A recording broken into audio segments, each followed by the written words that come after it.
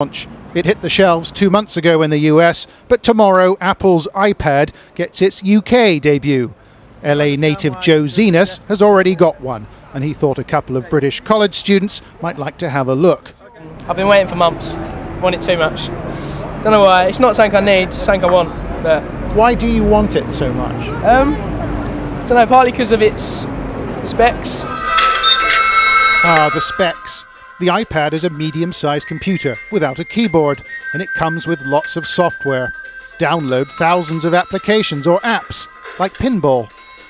Apple has created what's called an ecosystem, which encourages you, the consumer, to spend money downloading games, downloading music, downloading magazines and books. And Apple has a very clever model. It's created a very simple experience that encourages you with just a click on the screen to spend.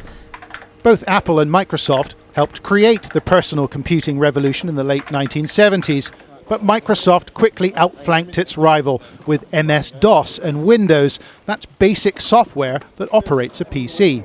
Still, Microsoft has struggled to reinvent its main products. There was a big drum roll for Windows Vista, but it proved a major disappointment. However, Apple has proven itself increasingly nimble with the iPod music player, smartphones, and plenty of good PR. Apple posted profits of $5.7 billion, while Microsoft made more than double that at $14.6 billion. However, at the end of trading last night, the markets put a bigger value on Apple as a company. They think it's worth $222 billion in total. Microsoft slightly less at $219 billion. So, why do investors think that Apple is worth more than Microsoft? Well, they think Apple is a better bet for the future. I think the really clever thing that Apple do is with each new line of products they bring out, they're kind of preparing us for what they've got up their sleeves next. And that's something I think Microsoft have never really been able to do, because Microsoft has always been about Windows. This is Apple's chief executive, Steve Jobs.